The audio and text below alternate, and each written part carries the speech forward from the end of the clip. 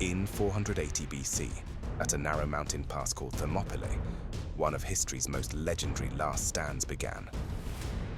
300 Spartans stood shoulder to shoulder, shields locked, spears ready, as the massive army of Xerxes I advanced like a tide of iron and fire. Thermopylae, last stand, places you in the sandals of Leonidas I, leading your warriors and their Greek allies in a desperate fight to hold the pass against overwhelming numbers. You'll command the Spartan phalanx, make critical battlefield decisions with your command dice, and face wave after wave of Persian infantry, archers, and immortals.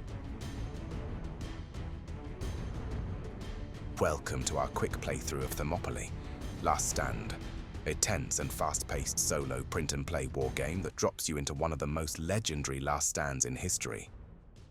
In this video, I'll walk you through the core mechanics of the game and play through a few turns, so you can see exactly how the pressure builds, the shield wall tightens, and how long the Spartans can endure.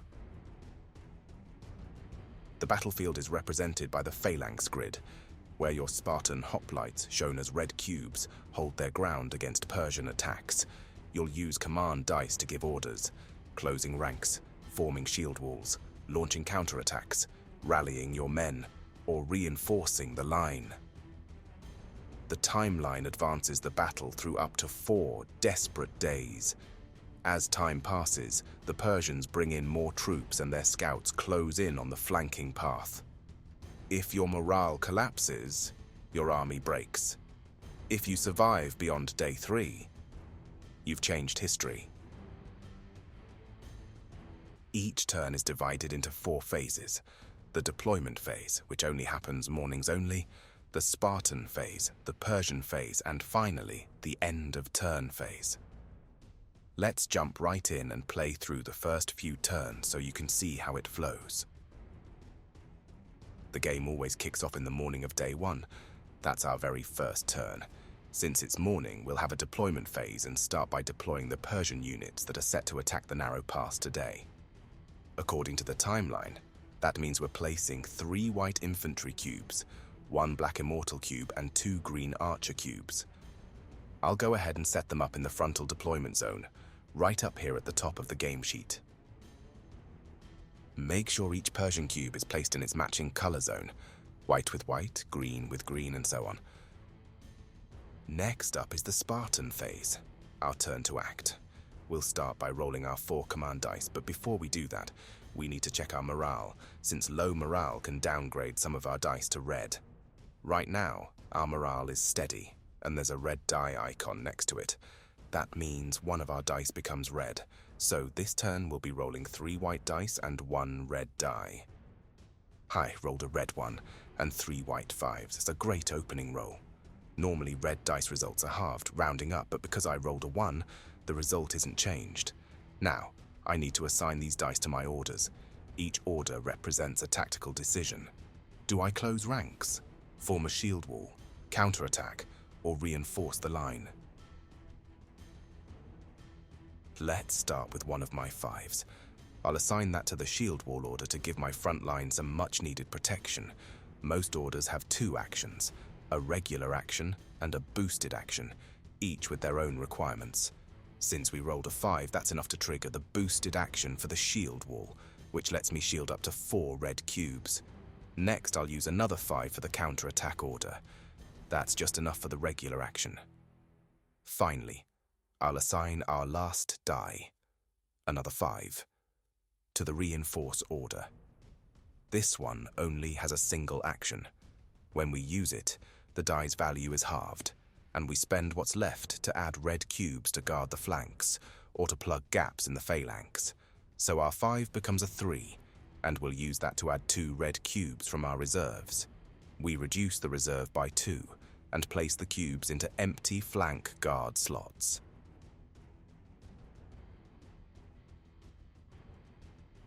Now, activating the shield wall, I'll place 2 yellow cubes on the front row, and 2 more on the middle row of the phalanx, all to the left side. These shields will give my hoplites a better chance to block hits from Persian cubes, a huge help early on. Finally, let's resolve the counterattack. This lets us strike at the Persian cubes in the deployment zone. We roll 1 die for each red cube in the phalanx's front row. That's 4 dice total. For the regular action, only rolls of 6 deal hits. We roll a single 6. That means we get to remove 1 Persian unit. Priority goes white first, then black, then archers. So we'll remove 1 white cube. Now it's time for the Persian phase where the Persians strike back.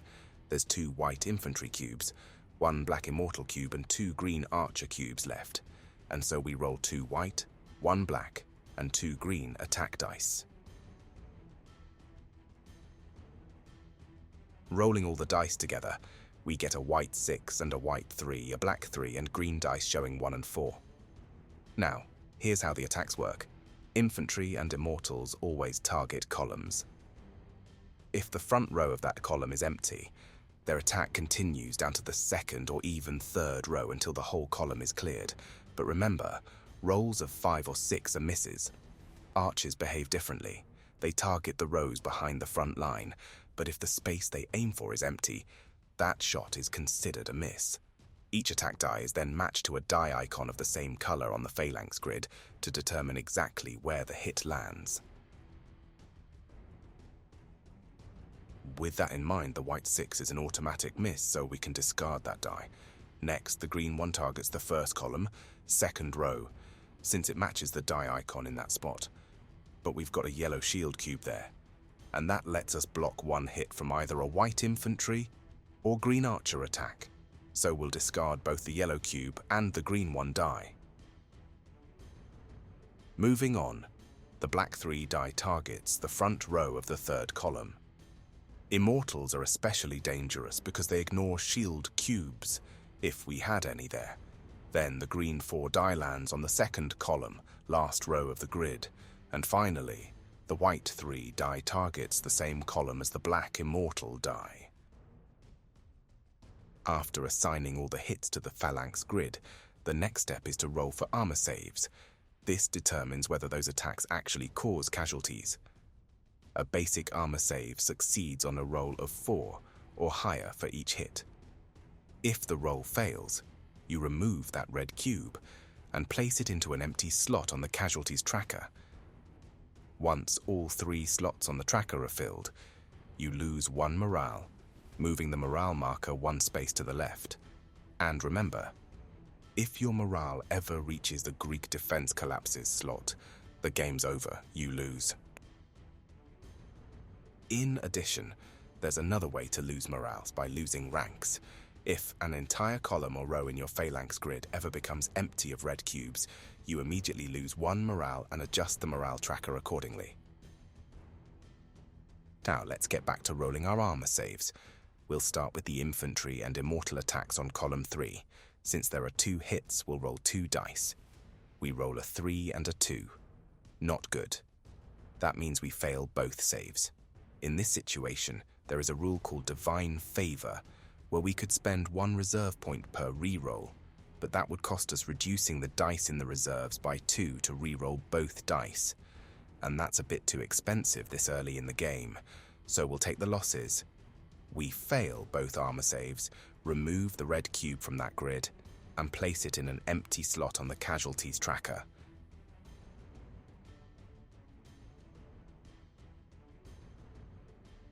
Next up, we'll roll an armor save for the green archer die targeting the last row of column 2.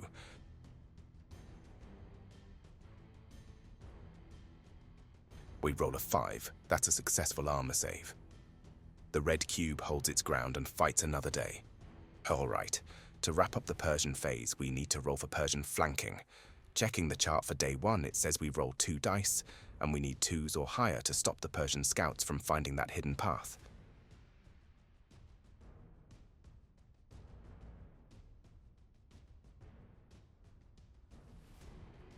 We roll our 2 dice and get a 1 and a 6.